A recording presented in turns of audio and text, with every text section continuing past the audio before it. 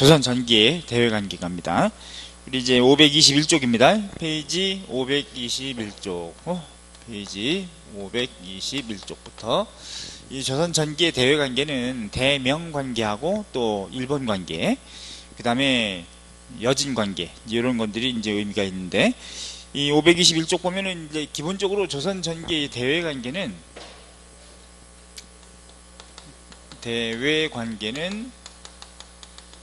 4대 교린이 기본이죠. 4대 교린이라고 할 때는 4대라고 하는 거는 큰 나라에게는 섬긴다, 섬길 사자예요. 그 다음에 교린, 그래서 4대 교린이라고 할 때 교린은 교류한다, 리는 이웃 린자, 주변에 이웃나라라고 여겨지는 예컨대 일본이라든가 또 우리 북변의 여진족 이런 애들하고는 교류 관계를 통해서 전쟁 억지력 정도만 둔다, 이런 의미가 돼요. 그래서 이 4대라고 할 때 명에 대해서 4대 하는 것이고, 교린이라고 할 때는 주변 나라, 예컨대 여진이라든가 또는 일본이라든가 기타 여러 나라들에 대해서는 이제 교린 관계를 맺는데, 이 명에 대한 4대도 15세기하고 16세기하고 다릅니다. 15세기는 실리적인 4대입니다. 줄 건 주고 받을 건 받고. 근데 16세기는 주기만 한다, 이런 의미로 보시면 돼. 그래서 전화주의적인 4대로 간다, 이렇게 보시면 되죠. 15세기에 관악파, 훈구파가 집권할 때는 좀 실리적인 4대인데, 16세기에 살인파가 집권할 때부터는 완전 이제 전화주의적인 4대로 가가지고 그냥 주기만 하고 퍼주기만 하고 받는 거는 별로 없는 이런 의미가 된다. 자, 그럼 이제 기본적으로 521쪽에 명과의 관계에 있어서는 조선 시기의 태조 때는 명과의 관계가 좀 아주 갈등 관계에 해당됐습니다. 왜냐하면 태조 때 대학자였던 정도전 같은 재상은 명을 치자고 했기 때문에, 요동을 정벌하자라는 의미를 가지고 강경정책을 썼기 때문에 명에서는 골칫거리였죠. 그래서 태조 때는 명태조 주원장이 야, 조선에 정도전을 잡아보내라 라고 할 정도로 굉장히 갈등 관계였는데, 그 사건이 바로 불거진 것이 521쪽의 맨 위에 보면은 이 고명이라든가 금인 문제라는 게 또 있습니다. 그래서 이제 고명은 명황제가 조선의 태조를 왕으로 책봉하고 임명하지 않는 그런 이제 문제에서 갈등이 벌어졌거든요. 그래서 권지 고려국사 뭐 이런 식으로 해가지고 조선의 국왕이라고 정식으로 책봉해 주지는 않더라, 이런 이제 문제점이 있었고, 그 다음에 표전 문제라고 하는 것이 또 불거집니다. 이 표전이라고 하는 것은 표문하고 전문의 약칭인데, 표문은 황제, 이게 보내는 글을 우리가 표문이라 그러고, 전문은 황후라든가 아니면 황태자한테 보내는 그 형식이 이게 전문인데, 이게 형식이 좀 표현이 어긋나 있다, 이런 식으로 이제 꼬투리를 잡았어요. 길들이기 위한 목적인 거지, 중국의 입장에서는. 요걸 표전 문제라고 그러고, 요동수복 문제, 요게 또 갈등 관계가 돼.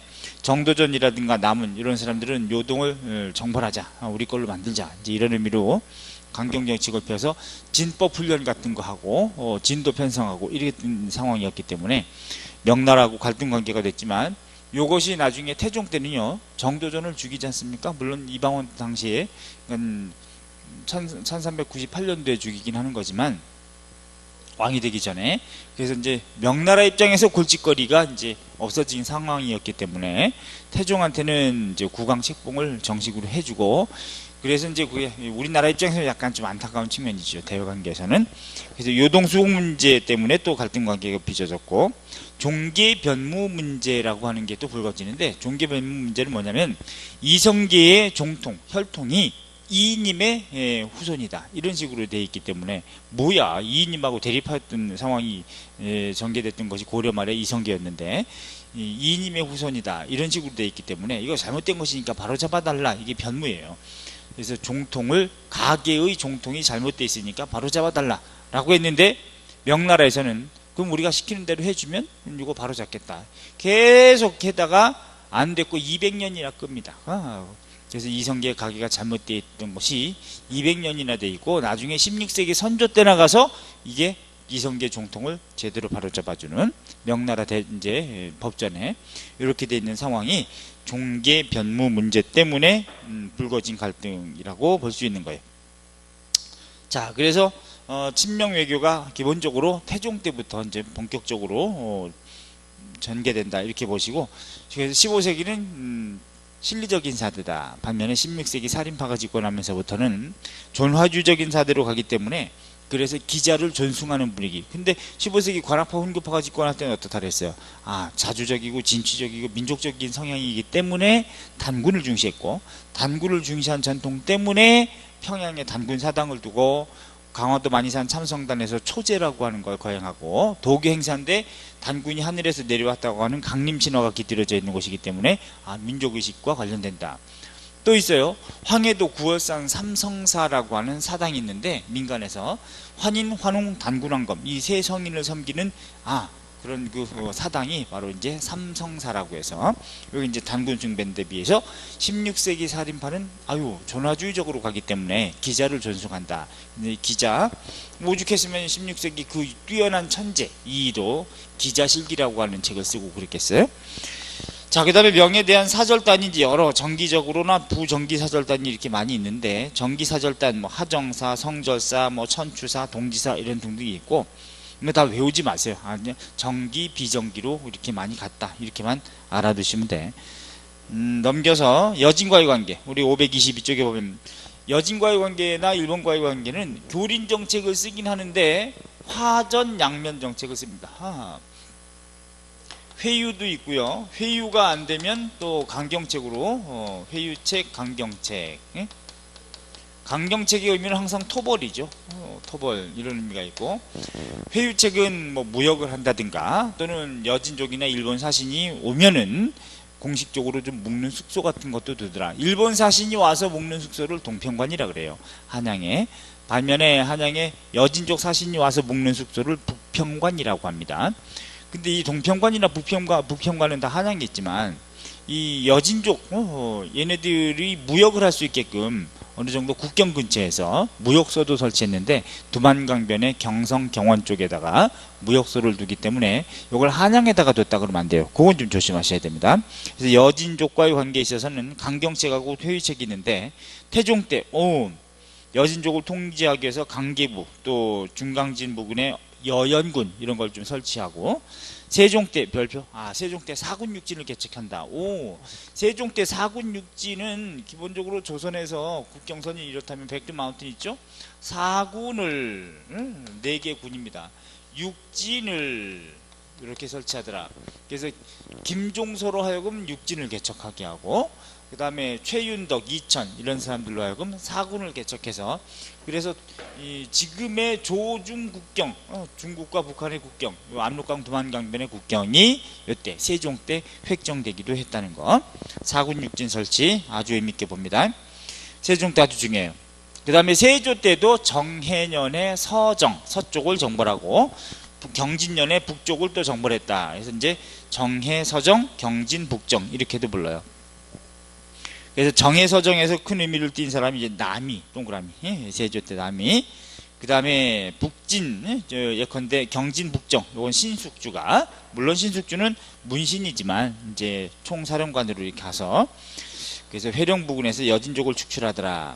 자, 그리고 항상 이 축출하게 되면은 영토가 이제 우리 땅으로 이제 확정이 되면 거기에 누군가가 살아야 되겠죠. 하기 때문에 3인 정책이라고 하는 걸 써요. 3인이라고 하는 건 이사시킬 사자, 옮길 사자, 백성미자. 남방의 백성들을 북변으로 이주시켜서 정착하게 살게 하는 제도를 3인 정책이라고 그래요. 오늘날로 말하면 뭐 이미그레이션 뭐 이런 의미가 이제 될 수 있는데, 이런 것들이 이제 3인이다. 그 다음에 성종 때도 있는 게 뭐냐면, 예컨대 윤필상이라든가 이런 사람들 여진족의 침입을 격퇴했다든가, 자 이런 것들이 성종 때 얘기다. 그다음에 회유책은 귀순을 장려한다든가. 그래서 여진족 추장 중에 좀 의미있게 높은 애들이 들어와가지고 정보를 많이 알려주는 경우는 예컨대 얘네한테도 관직을 줍니다. 자, 그 다음에 무역을 좀 허용한다든가 이런 게 있죠.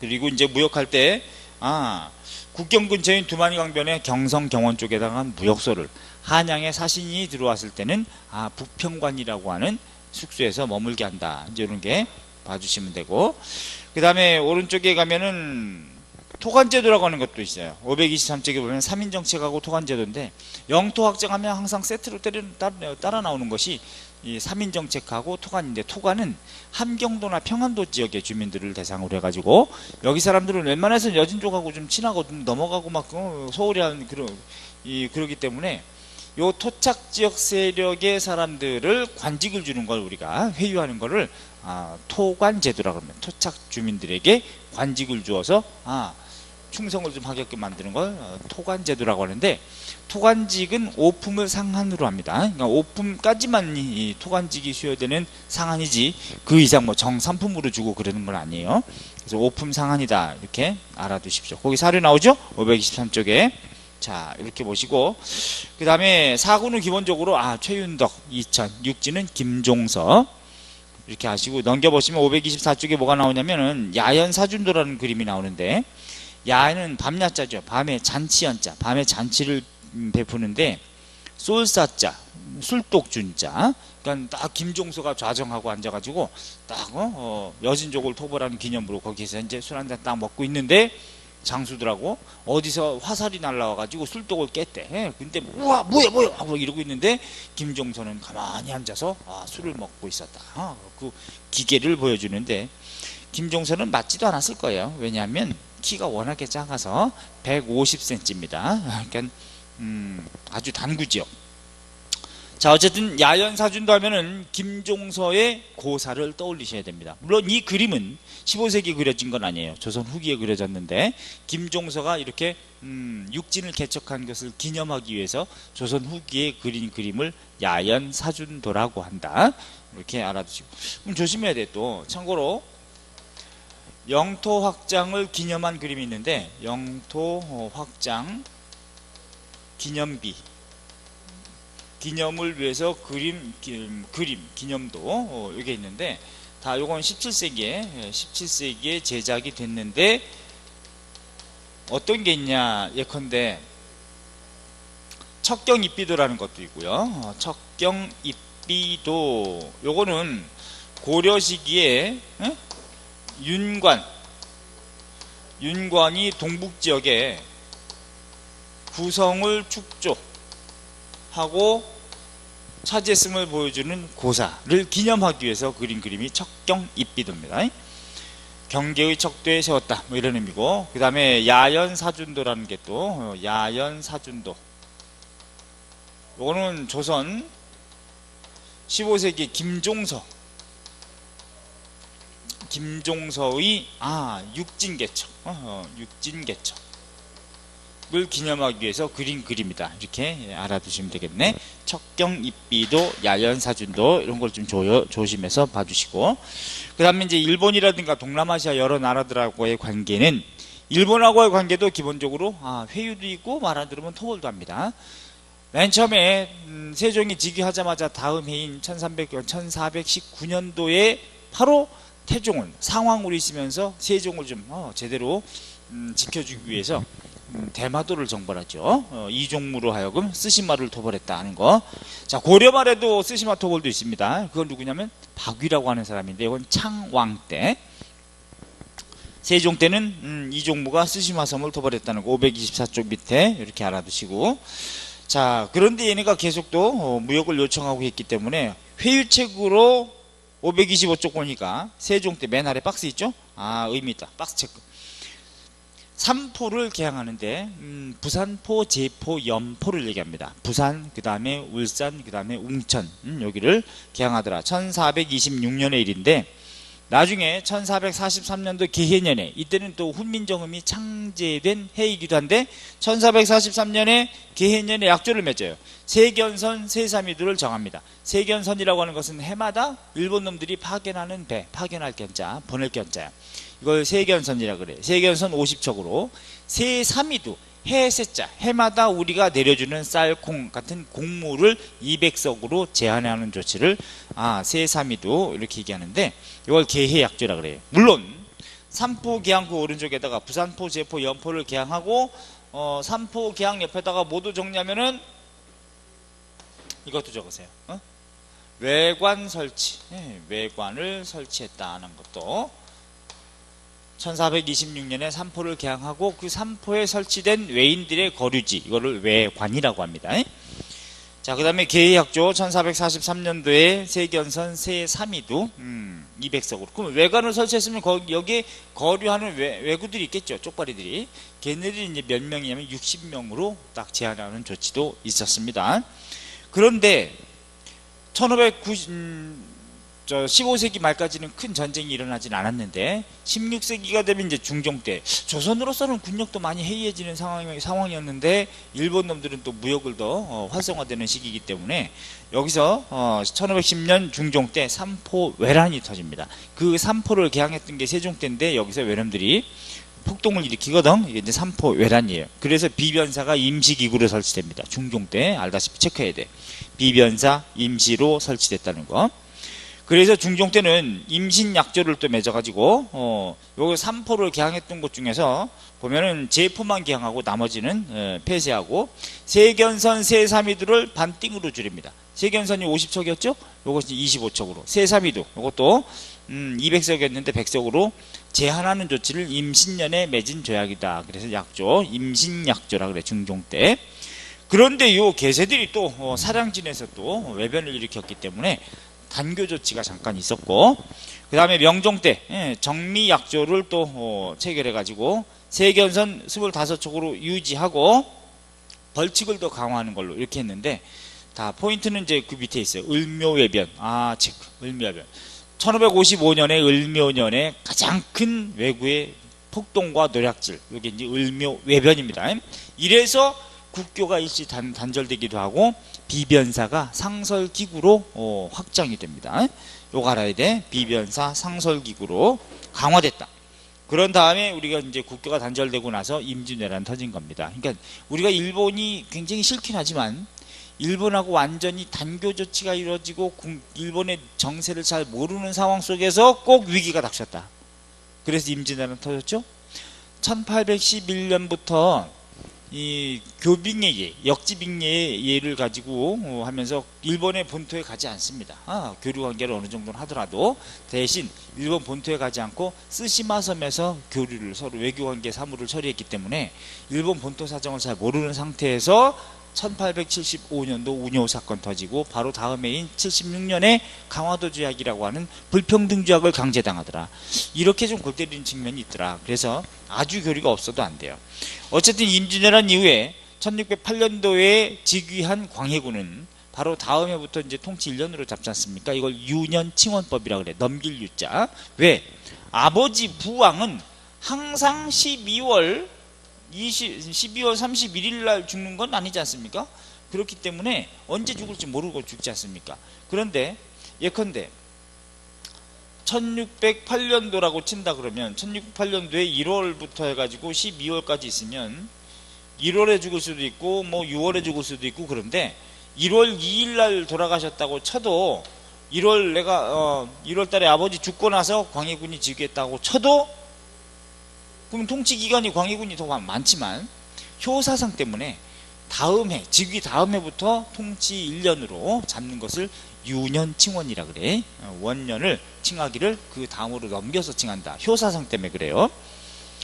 그래서 주로 이제 삼국시기까지는 즉위년 칭원하는 것이 좀 기본이었는데 돌아가신 해까지만 하고 또 즉위한 해부터 1년으로 잡는데 조선으로 가면 이제 그렇진 않습니다. 유년 칭원하는데 단 예외적인 경우도 있어요.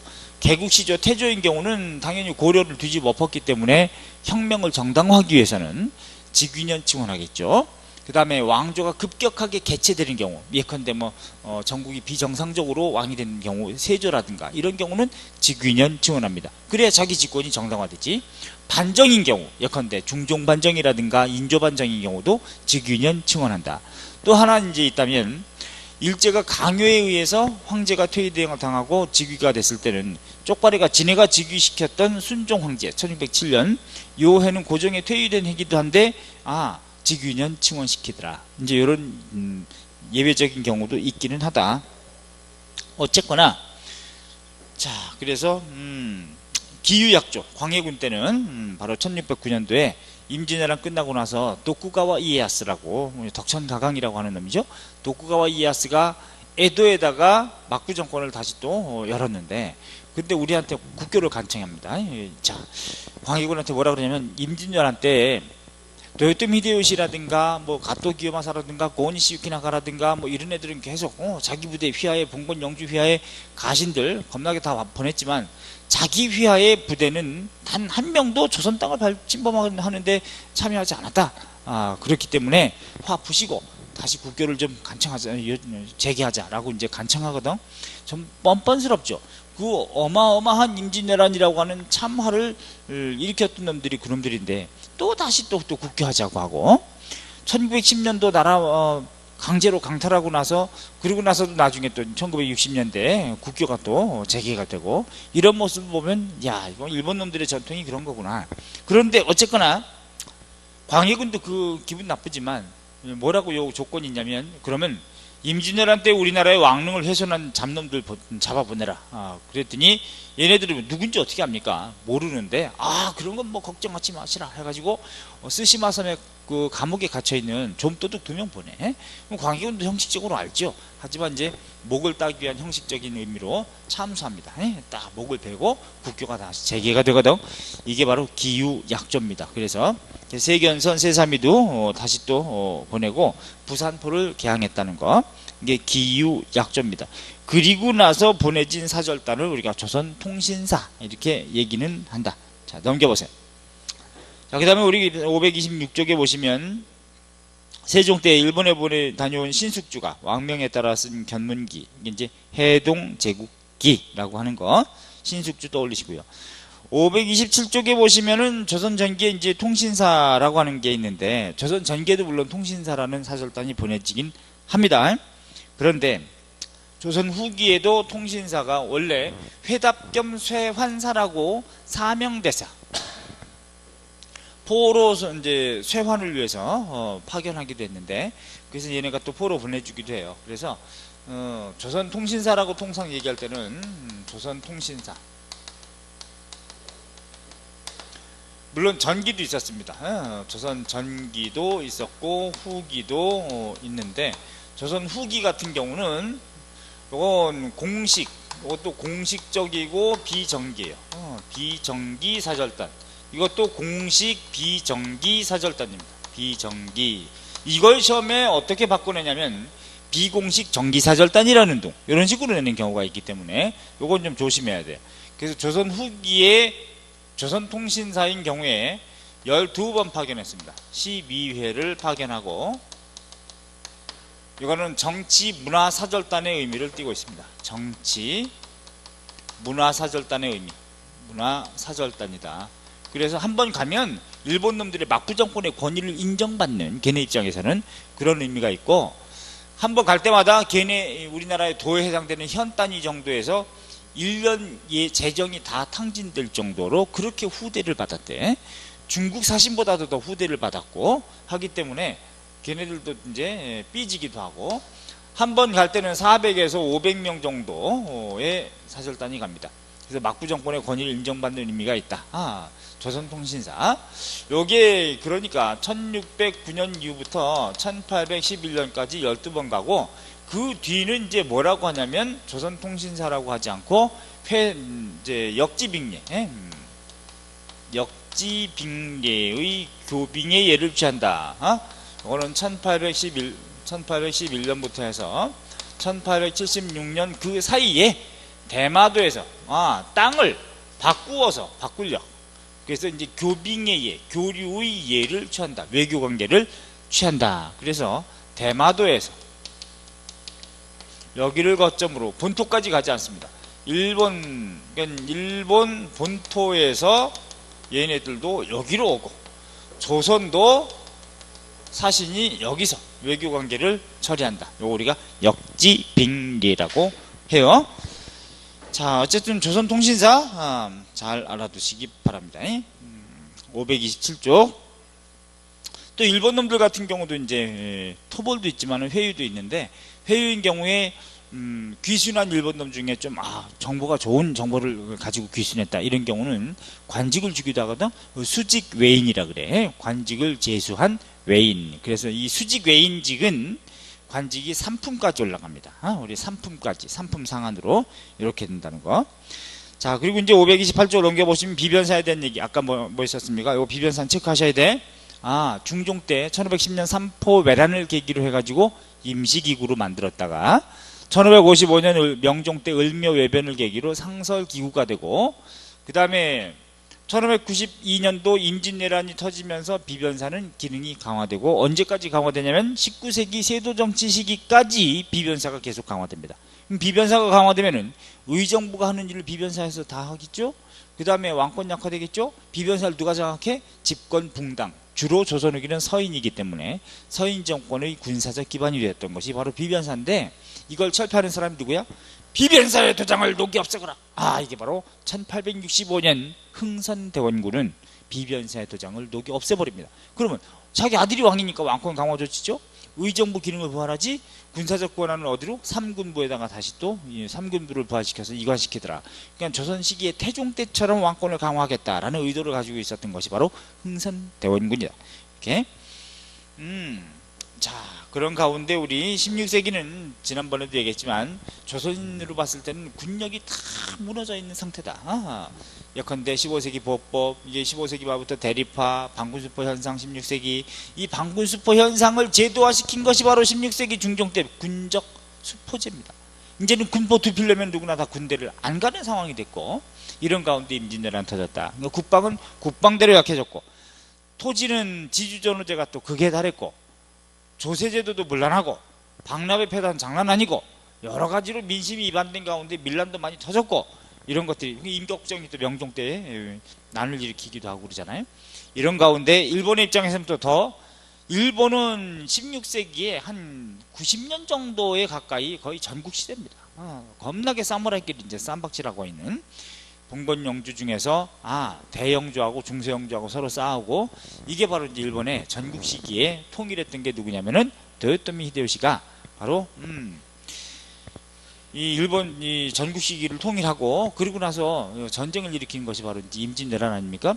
그래서 원래는 정명가도, 명을 정벌할 테니 길을 빌려달라, 이런 의도였지만 이거는 명분입니다. 일본 놈들의 입장에서는 바로 왜 그러면 조선을 밟고 여기로 가려고 했냐. 조선뿐만 아니라 지금 명나라에서도요, 어떤 문제가 있었냐면 외구의 노략질이 심했기 때문에 명나라에서도 무역을 금지했어. 통제하고 금지했고, 이런 상황인데, 오히려 일본은 16세기 중후반이 되면, 특히 말기가 되면, 일본은 해양국가이기 때문에 선박을 이용한 항해, 요 항해를 통한 무역, 이런 것들이 이제 굉장히 활성화되는데, 그 전에는 어떻게 돛을 이용했냐면, 우리 볏짚 있죠. 가마니 같은 걸 짜가지고 딱 볏짚을 이렇게 짜가지고 그 이제 배에 선박에 이제 돛을 만들고 그랬습니다.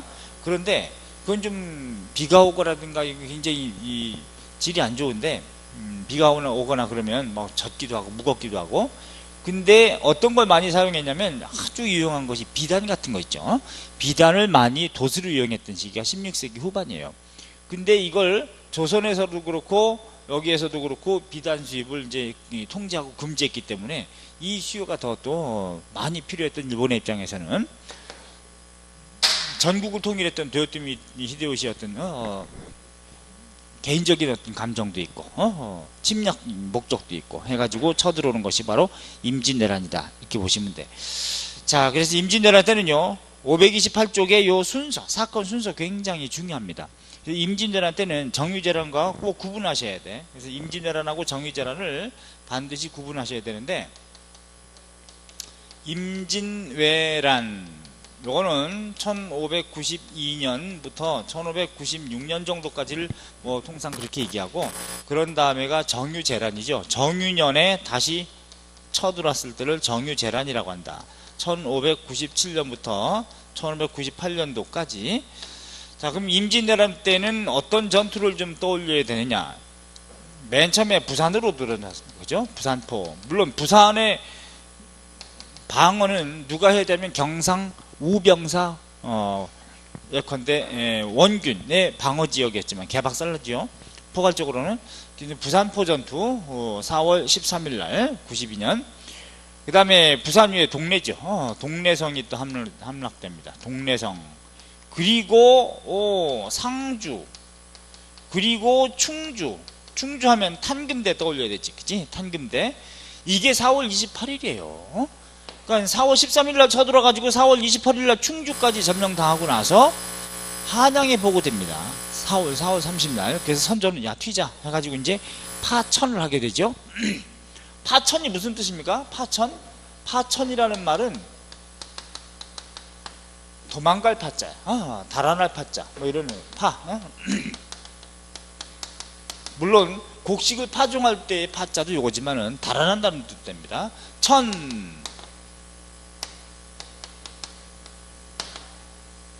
옮길 천자. 그래서 이제 달아나 옮겼다. 중심지를. 이게 이제 파천인데, 충주로 가고 그런 다음에 한양 작살 나고요. 한양 작살 나고, 그리고 이제 어디까지 또 가냐면 개성을 통해서, 그지? 우리 의미 있는 전투만 보면 충주. 그래 놓고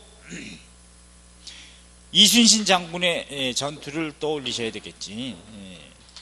여기서 충주 전투는 바보 같은 신립 장군이 작살나는 거고, 그 다음에 옥포, 사천, 그 다음에 당포, 당항포. 요 노랗게 쓴 거는 다 이순신 장군의 전적입니다. 옥포 해전은 아주 주옥 같은 전투였다 이렇게 생각합니다. 지명이지만 이순신 장군의 최초 승전 이렇게 보시면 되고, 사천, 죽을 사 떠올려. 그냥 지명이지만 그냥 공부하기 위해서는 거북선을 사용한 최초의 전투. 물론 이순신 장군은 패한 적이 없습니다. 자, 23전 23승, 전 세계 지구상의 해군 제독 중에 최고의 제독이라고 서양 학자들이 평가합니다. 해전사를 전공했던 전공 학자들이 평가하니까. 그 다음에 한산대첩. 한산대첩. 요거까지가 다 1592년이에요. 그리고 1593년도에 진주대첩. 이어서 진주대첩. 물론 이 진주대첩은 김시민 좀 떠올려야지, 그치? 예. 그리고 행주대첩. 권율. 일단 평양성 탈환. 평양성을 탈환하고, 물론 선조는 이제 의주까지 도망가 있었다가 조명연합군이 와가지고 이제 평양성을 탈환하고, 그리고 행주대첩. 그럼 진주대첩에서는 누굴 떠올려야 되죠? 김시민. 평양성 탈환 유성룡. 그 다음에 행주대첩 권율. 자, 이런 것들이 이제 의미가 있죠. 그래서 이제 더 내려오려고 했는데 벽제관 전투에서 명이 깨집니다. 하기 때문에 이제 이때부터는 더 내려가지 않고 이제 여기서 협상이, 명과 일본 사이에 이제 협상이 벌어지는 상황이 몇 년간 되는 거고, 질질 끌다가 그러다가 1595년도 정유재란이 터졌을 때는 이순신 장군의 그 유명한 명량해전, 1597년. 특히 명량해전 전에 이순신 장군이 정유재란 터지기 전에 가토 기요마사랑 고니시 유키나가랑 서로 대립하는 가운데 몰래 정보를 줬는데, 가토가 언제 들어올 것이다 이렇게 이제 정보를 줬는데, 그 권율 이제 원균이 받았어요. 원균이 받았는데, 원균 입장에서는 우리가 이런 정보를 입수했는데 가토가 언제 온다고 이렇게 재침한다고 딱 정보를 줬으니까 이순신한테 그렇게 얘기합니다. 니네도 해군을 출동해가지고 같이 막자 딱 했는데, 이순신 장군이 그 정보를 딱 받고 이거 뭐 이상하다, 얘네가 진짜로 오겠느냐, 또 진짜로 온다 하더라도 이건 함정일 가능성이 있다 라고 생각을 하고 출동을 하지 않습니다. 얘네가 이제 골 때리는 정책을 쓴 거죠. 회유를 한 거지. 뭐냐면 가토가 오는 정보를 흘렸어. 다시 쳐들어오는 거 흘렸는데, 이순신 장군 입장에서, 얘네 입장에서는 어떤 생각을 하냐면, 흘렸는데 여기서 이걸 막겠다고 들어오면 대규모 병력이 들어오지 못할 거니까 우리가 복병을 만들어서 기습을 한다 이렇게 할 수도 있는 것이고, 만약에 정보를 줬는데 이게 가짜 정보일 것이라고 안 믿으면 출동 안 할 것이다, 출동 안 하게 되면 우리 무혈로 들어가면 되지 않겠느냐, 이런 생각을 한 거죠. 했는데 이순신 장군은 보니까 대병력이 출동하기에는 우리가 오픈되기 때문에 안 되고, 그럼 함정에 말려들 가능성이 있다 해가지고 출동하지 않습니다. 근데 얘네가 진짜로 왔거든. 그래서 깨져, 원균이. 그래가지고 원균은 중앙에다 보고합니다. 이순신한테 정보를 알려줬는데 출동하지 않아가지고 우리가 깨졌습니다 라고 했더니, 선조는 어떻게, 야 이순신 컴이요 해가지고 삼도 수군 통제사 자격을 박탈하고 다 올려보낸 다음에 거기서 깜빵에 가두고 곤장까지 때립니다. 그래놓고 옷을 벗겨. 옷을 벗긴 다음에 권율 밑에서 그냥 백의종군하라 하고 있다가 다시 쳐들어왔는데, 삼도 수군 통제사를 원균한테 다 제수했거든요. 다 권한을 다 줬는데 개박살납니다. 원균.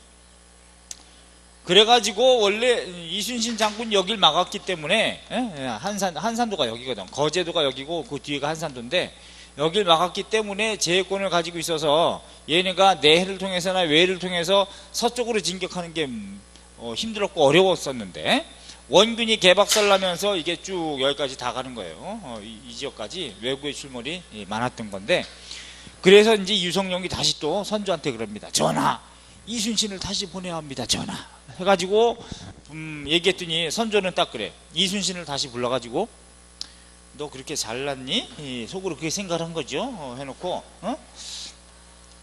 지금 전황의 보고를 따르면 배가 12척밖에 없다고 하니, 이제는 수군은 다 힘을 못 쓸 것이니 나머지 배도 다 수장시키고 적이 사용하지 못하게 다 침몰시키고 육지 와서 의병과 합세하고 싸워라, 뭐 이렇게 또 명령을 내려. 이 새끼 뭘 한다고 지가. 그래서 이제 이순신은 뭐라 그래? 전하, 신에게는 배가 아직도 13척이 싸웁니다 해가지고 내려갑니다. 내려갔는데 거기에 시리에 빠져있는 주민들, 이렇게 울돌목, 여기 명량이라고 하는 곳에서, 명량은 울림명, 그래서 물살이 너무나 세기 때문에 뭐 이런 소리까지 들려서 왜 명량이라고 그래요. 그래서 명량에서 개박살납니다. 13척의 배 가지고 무려 133척의 외선을 개박살내. 최고의 전승이죠. 그래 놓고 1598년 최종적으로 노량해전, 1598년 이순신 장군의 마지막 해전이기도 합니다. 그래서 이제 특히 1598년도에 도요토미 히데요시 이 개세도 죽고 그러면서 계속 이순신 때문에 또 깨지고, 그러니까 이제 그러니까 퇴각을 하는데, 퇴각군을 노량 앞바다까지 쫓아가 가지고 여기서 더 이상 출동하지 말라고 명에서는 얘기했는데, 명군은 조명연합군으로 왔던 진린제독이라든가 이런 사람들이 얘기했지만, 저 개세들은 끝까지 죽여야 한다 해가지고 이제 쫓아가다가 노량 앞바다에서 적이 쏜 탄환, 유탄에 이제 관통상을 당합니다. 딱 관통상을 딱 당했을 때, 그때 자기 조카 이완이 옆에 있었어. 그랬는데 숙부님 막 이렇게 막 하는데, 조용해라, 지금 사태가 위급하니 내 죽음을 알리지 말라 해가지고 전황을 독려합니다. 그래서 이제 부관하고 같이 몰래 안고서 안에다가 모신 다음에, 다른 이제 군졸들은, 수군들은 이게 이순신이 유탄 맞고 이렇게 돌아가신지도 몰랐어. 그런 상태에서 이걸 물리치는 거예요. 물리치는데, 그런데 1598년 음력 11월 19일 이때가 되면, 그때 돌아가시는데 희한하게도 음력이기 때문에 12월이면 굉장히 춥죠. 전쟁 전투의 1, 2, 3를 철저하게 다 준비하고 아시는 이순신이 왜 1598년도 마지막 해전인 노량해전에서는 갑옷을 벗고 독전을 했는가? 이게 이제 미스터리입니다. 다른 전투에서는 전혀 그러지 않았는데, 그때 또 여름도 아니고요, 굉장히 추운 음력 11월이면 지금 12월입니다 그때에 1598년도 그 마지막 해전에서는 갑옷을 벗고 있었다고 하는 것이, 이게 미스터리야. 그래서 중국에서도 같이 진린제독이라든가 뭐 이여성이라든가 이런 사람들이 이순신하고 막 대화하고 막 이럴 때 남긴 시가 있는데 뭐라고 하냐, 중국 애들 장수가, 이 제독은 전장터에서 반드시 생전에 한 말이, 나는 장수는 전장터에서 반드시 죽을 것이다, 나는 이런 식으로 이제 얘기를 했다는 것이, 왜 그것을 굳이 실천했는가, 몸소 이렇게 뭐 안타까워서 한 얘기겠지만, 그래서 이순신이 요때 자살을 결심한 것이 아니냐, 그런 뭐 주장도 나오고 그러죠. 왜? 한번 경험도 있잖아. 내가 잘못도 없는데 선조의 미움을 받아가지고 정치적인 희생양이 돼가지고 곤장도 맞고, 그래서 이 관직이라고 하는 계급의 개념은 이건 주었다 뺏었다 들었다 놨다 하는 개념이기 때문에, 그럼 분명히 백성들 사이에서는 최고 영웅으로 떠올랐던 이순신을 타겟 삼아서 그냥 두지 않겠다는 생각을 해봄직도 하죠. 더군다나 그것이 전라도 의병 총대장이었던 김덕령 장군을 죽입니다. 이몽학의 난이 터졌는데 충청도에서, 여기에 이 김덕령이 워낙에 뛰어나고 유명하기 때문에 임진왜란 중에, 그래서 김덕령 장군도 우리랑 합세하기로 했다 이렇게 이제 얘기가 뻥쳤는데, 이 이몽학의 난을 진압하고 나서 정부에서는 거기 김덕령의 이름도 나오니까 김덕령 장군은 사실 아닌데, 그래서 김덕령 장군을 죽입니다. 이 와중에 거기에 연루돼 있다 해가지고, 그러니까 나도 타겟이 될 수도 있겠다 이제 이런 생각도 했었겠죠. 그래서 이제 노량해전에서 최종적으로 돌아가시는데, 이 노량해전까지가 바로 23전 23승 전승을 구가요. 전 세계 해전사에서 여러 가지 유명한 해전이 있습니다. 살라미스 해전이라든가 이렇게 굉장히 많지만, 그런데 그거는 전부 다 국가적으로 총 지원을 다 해준 상태에서의 해전이고, 여기서는 이순신 장군은 기가 막히지. 곤장까지도 맞고 또 삼도 수군 통제사의 지위도 박탈당했다가 다시 내려보내고, 이런 그런 고초를 다 겪은 다음에 이긴 거거든. 일본에서도 이순신이라는 이름조차도 몰랐습니다. 그냥 이재독이라고만 알고 있었지 이순신 뒷이름도 몰랐어요. 알아내려고 환장했었는데 몰랐습니다. 임진왜란 끝나고 난 뒤에 알았죠. 징비록에 따르면.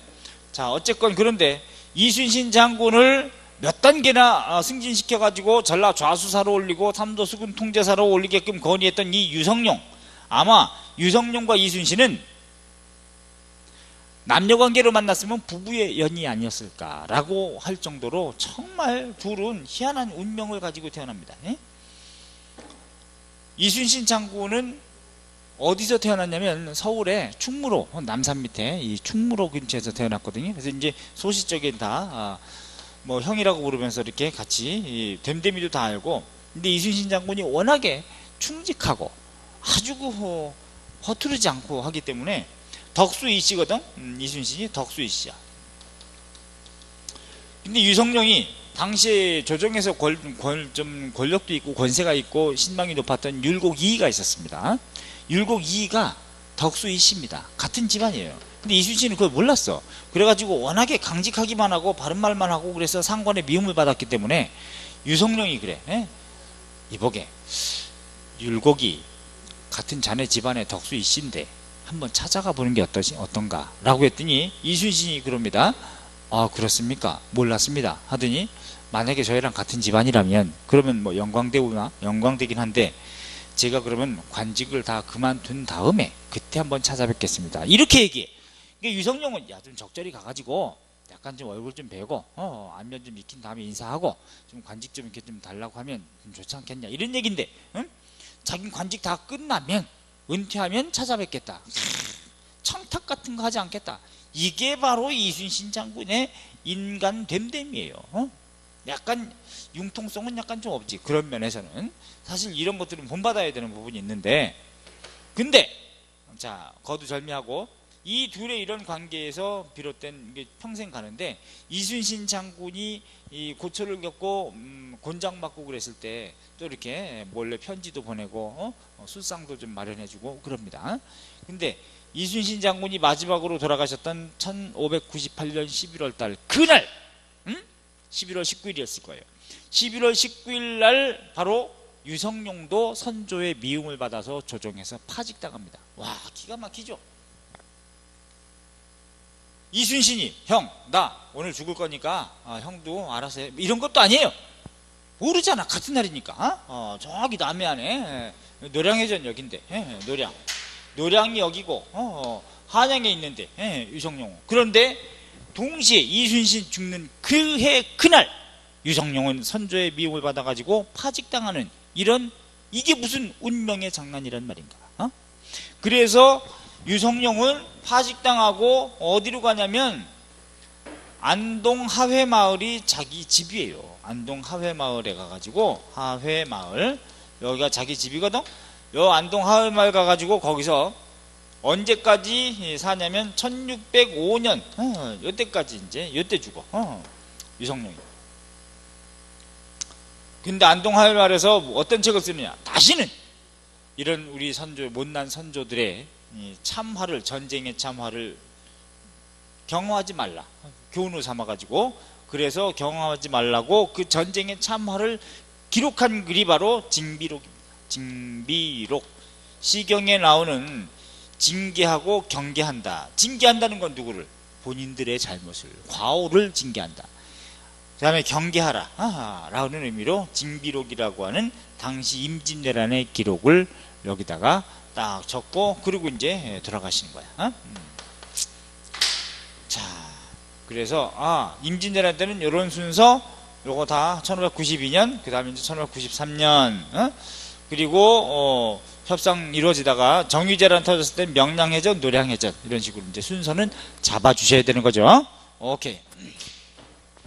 그 다음에 우리 529쪽에 가시면 이제 의병의 봉기도 있는데, 경상도에서 곽재우, 홍의 장군, 붉은 옷을 입고 독전을 했기 때문에, 이 곽재우는 이황과 쌍벽을 이뤘던 남명 조식의 외손녀 사위에 해당되는 사람인데, 그만큼 아주 경상 우도 쪽, 예컨대 지리산 쪽에 빼어난 정신을 가지고 있는, 정기를 가지고 있는 사람들이 바로 의병 활동에 크게 활약합니다. 곽재우 알아두세요. 정인홍, 이 두 사람.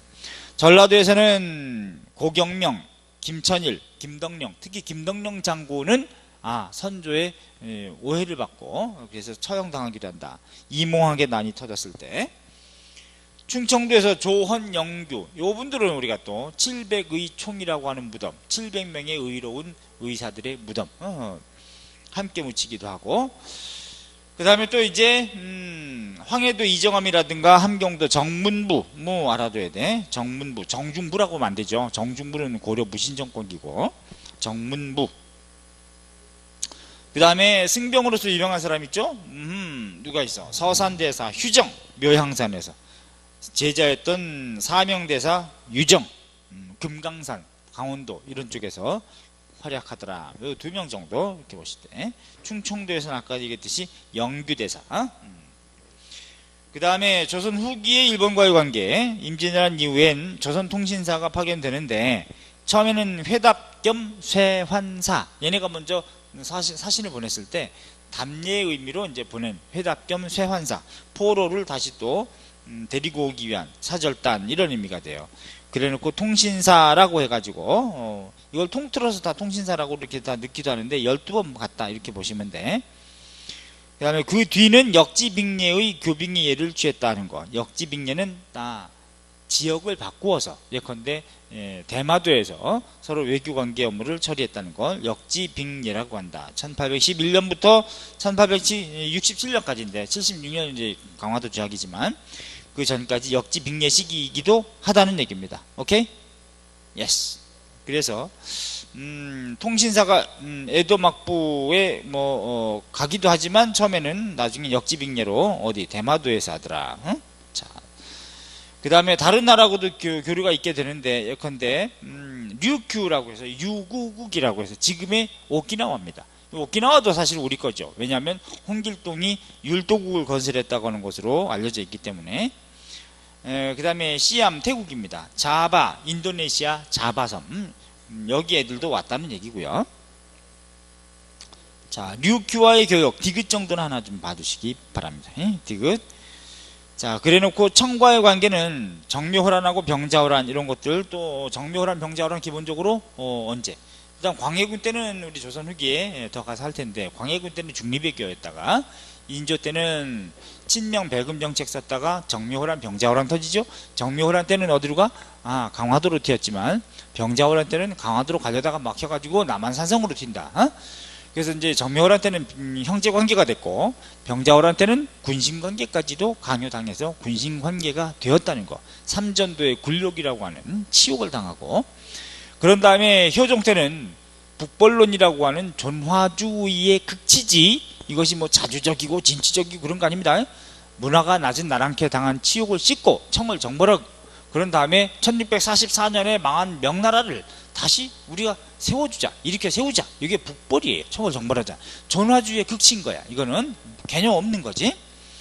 자, 그리고 18세기는 예컨대 17세기 이제 효종 때는 북벌론도 있었지만 나선정벌, 북벌이 된 적도 없고, 나선정벌은 청과 러시아가 전쟁하는데 청이 압력 넣어가지고 우리한테 야 인마 너네 군대 보내 그랬더니 알았어 해가지고 이제 파병했는데 변급 신유 두 차례에 걸쳐서 조선 총수병을 파견했는데 러시아랑 처음으로 붙은 전쟁입니다. 이게 역사상 이걸 나선정벌이라고 한다. 효종 때 북벌, 나선정벌 두 개 떠올리시고, 오히려 조선 18세기가 되면요 청의 학문을 배우자라는 입장으로 실리주의적인 경향의 학풍이 나오기도 하는데 이걸 북학파라고 합니다. 중상학파라고 통상 불리는 실학이죠.